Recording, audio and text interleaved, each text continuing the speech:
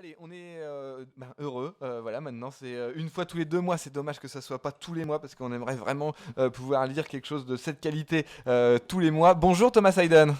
Bonjour, bonjour, ça va? Eh Vous ben allez bien? écoutez, ça va très très bien. On est ravis de vous avoir de nouveau auprès de nous, surtout pour parler donc de ce numéro 2 de la septième obsession.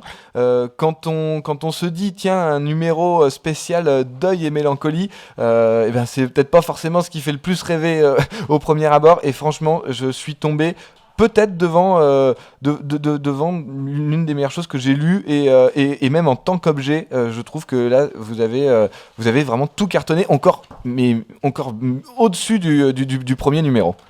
Ah bah écoutez, c'est super et enfin, moi personnellement, je pense que toute l'équipe sera forcément très heureuse d'entendre ça.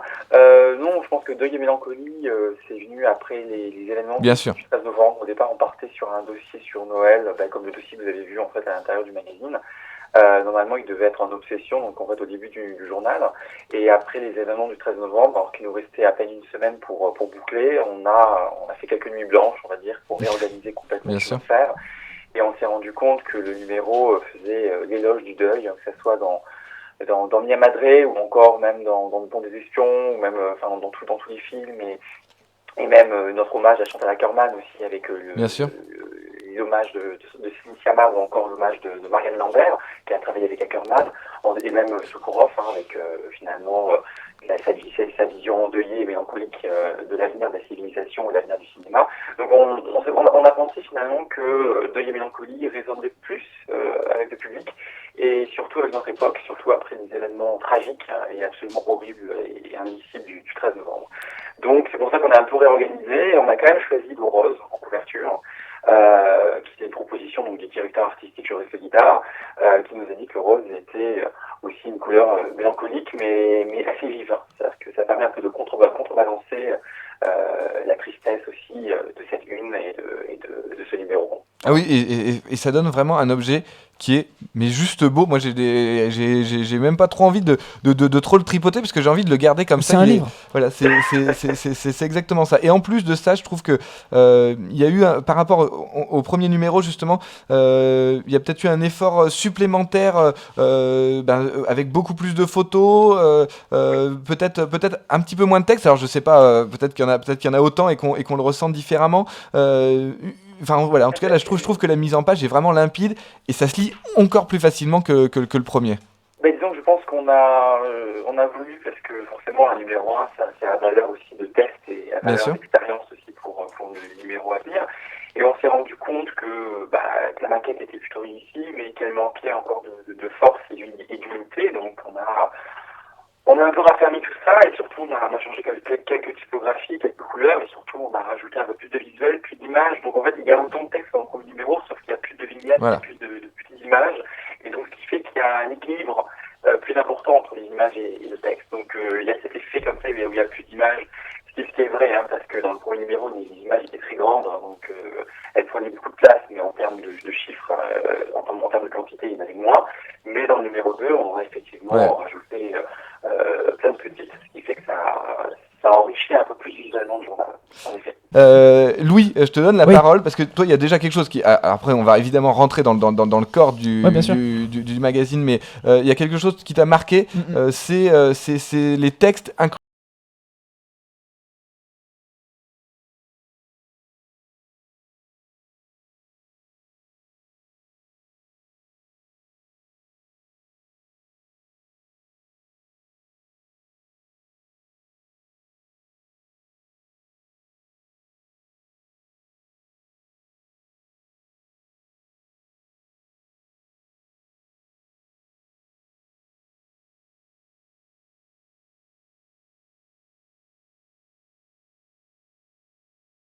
Avoir un carré de texte dans l'image. C'est-à-dire que le texte va venir finalement pénétrer l'image de cinéma et pour finalement faire qu'un, quoi. C'est-à-dire que la critique, c'est aussi une manière de prolonger le film, quoi. Et je trouve que c'est très très beau comme mise en page et ça donne vraiment envie d'aller lire le texte qui accompagne aussi les images, quoi.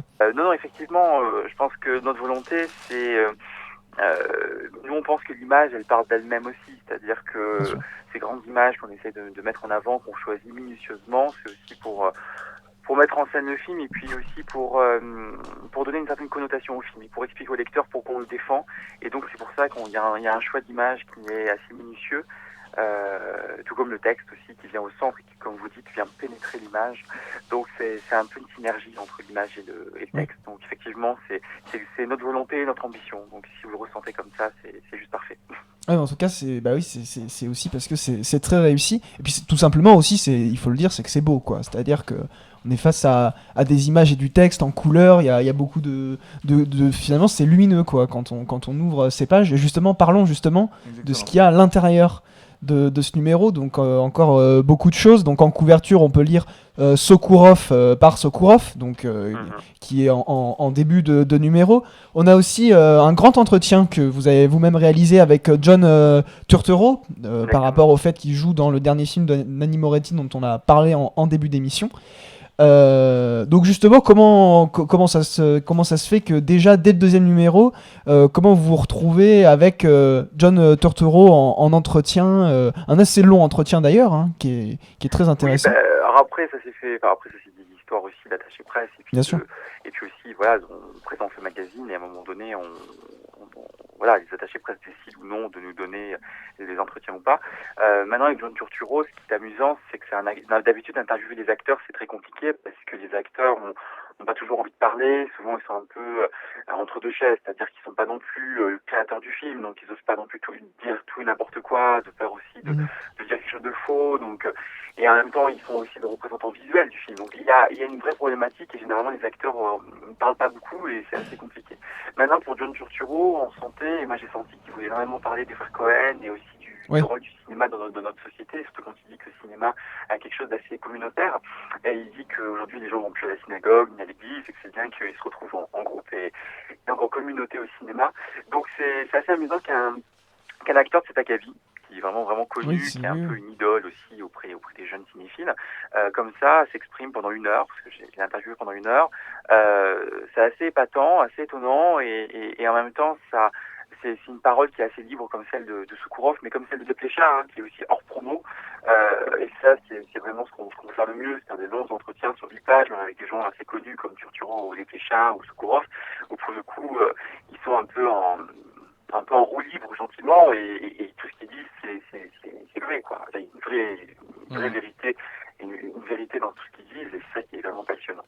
Et pour le coup, les interviewer, c'est pas moi qui fais Sokourov, mais c'est des gens comme ça qu'on adule, hein, c'est des grandes personnes, des grandes personnalités de cinéma, et comme ça, ils s'expriment, ils parlent à tête opposée, et ils nous racontent un peu leur mélancolie, leur vision du monde, et même parfois leur vision un peu triste et endeuillée, hein, mais voilà.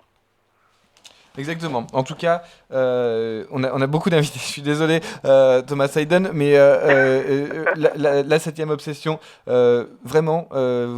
Offrez-le à Noël. D'ailleurs, il y a une très belle sélection à la fin de ce qui est sorti en DVD récemment. Et puis alors moi je vous d'ailleurs conseille, avec Body Double de Brian De Palma, qui est un film que j'aime beaucoup. Une très belle critique. Et je vous conseille le dossier Boussole qui est juste fabuleux, beau et fabuleux. Et puis surtout allez lire l'édito de vous, Thomas Hayden, qui est quelque chose qui m'a beaucoup touché et qui je pense va toucher beaucoup de monde, qui est très juste. Vous avez vraiment les bons termes. C'est vraiment très très beau à l'image de ce magazine, la 7e obsession. Offrez-le à Noël à tout le monde. Vraiment, c'est un très très beau cadeau et en plus de ça, c'est quelque chose qui va vous enrichir vraiment parce que tout y est intéressant. Merci beaucoup Thomas Hayden. On se retrouve, j'espère, très bientôt pour parler du prochain numéro. Merci beaucoup, à très bientôt. Au revoir. Merci, au revoir. Au revoir.